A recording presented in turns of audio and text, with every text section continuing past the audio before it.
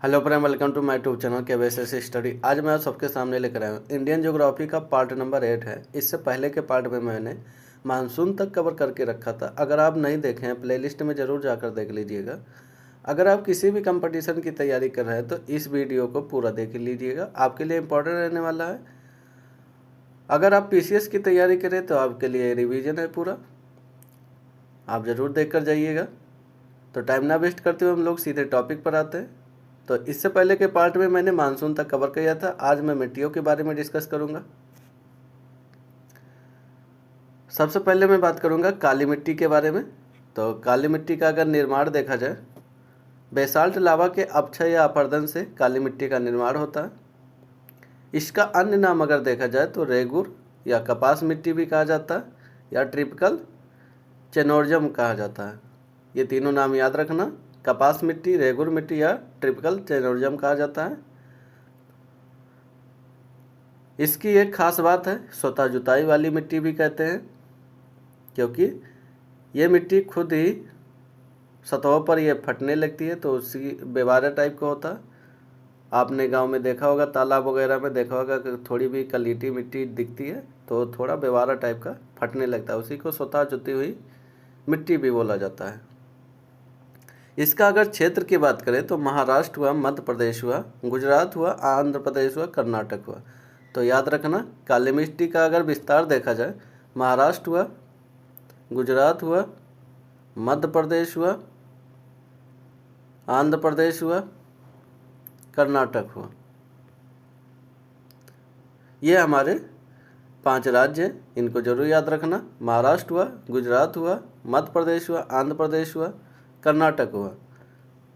इनका विस्तार इतने राज्यों में मिलता है। वही हम बात कर लेते हैं, इस मिट्टी में किस चीज़ की कमी पाई जाती है। तो नाइट्रोजन हुआ, फास्फोरस हुआ, जैविक पदार्थों की कमी पाई जाती है। तो याद रखना, काली मिट्टी में किस चीज़ की कमी पाई जाती है। नाइट्रोजन हुआ, फास्फोरस हुआ, जैविक पदार्थों की कमी पाई जाती है। अधिकता की बात करेंगे, इस मिट्टी में किस चीज़ की अधिकता होता है। तो लोहा हुआ, चूना हुआ, कैल्शियम हुआ, पोटाश हुआ, एल्युमिनियम हुआ, मैग्नीशियम कार्बोनेट हुआ। काली मिट्टी में इन सब की अधिकता पाई जाती है। लोहा, चूना, calcium, potash, aluminium, magnesium carbonate, इन सब की अधिकता पाई जाती है। और किसकी कमी पाई जाती है। नाइट्रोजन, फास्फोरस, जैविक पदार्थों की कमी पाई जाती है। याद रखना, काली मिट्टी बहुत इंपॉर्टेंट रहने वाला है। और काली मिट्टी अगर उपयोगी किस चीज़ के लिए माना जाता है, कपास मिट्टी या कपास की खेती के लिए बहुत ही उपयोगी माना जाता है। आगे बात करेंगे लेटेराइट मिट्टी के बारे में। अगर लेटेराइट मिट्टी की देखते हैं निर्माण कैसे होता है, उष्णकटिबंधीय वर्षा के कारण निस्खलन से जो मिट्टी आती है उसी का लेटेराइट मिट्टी कहते हैं। लेटेराइट मिट्टी की अगर बात करेंगे तो इसमें उर्वरता की कमी होती है। इनके क्षेत्र के बारे में बात करूंगा लेटेराइट मिट्टी की, तो कर्नाटक हुआ, केरल हुआ, तमिलनाडु हुआ, उड़ीसा हुआ, मध्य प्रदेश हुआ, असम हुआ। असम में भी इसका विस्तार मिलता है। तो याद रखना, ये हमारे 6 राज्यों में विस्तार मिलता है लेटेराइट मिट्टी का। तो लेटेराइट मिट्टी का हमारा 6 राज्यों में विस्तार मिलता है। कर्नाटक हुआ, केरल हुआ, तमिलनाडु हुआ, उड़ीसा हुआ, मध्य प्रदेश हुआ, असम हुआ। ये हमारे 6 राज्य हैं, इनका विस्तार मिलता है। अगर लेटेराइट मिट्टी में देखते हैं किस चीज़ की कमी पाई जाती है, नाइट्रोजन हुआ, फास्फेट, कैल्शियम हुआ और जैविक पदार्थ। नाइट्रोजन, फास्फेट, कैल्शियम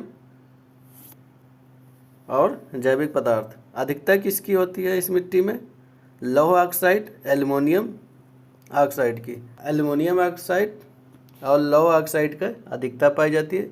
और काली मिट्टी में भी एल्युमिनियम लोहा को देखने को आपको मिल रहा था, और लेटेराइट मिट्टी में भी एल्युमिनियम लोहा देखने को आपको मिलता है। अगली मिट्टी की बात करेंगे जलोढ़ मिट्टी या दोमट मिट्टी के बारे में। इसके निर्माण की बात करेंगे, नदियों द्वारा लाए गए अवसाद से इसका निर्माण होता है, जलोढ़ मिट्टी का या दोमट मिट्टी का।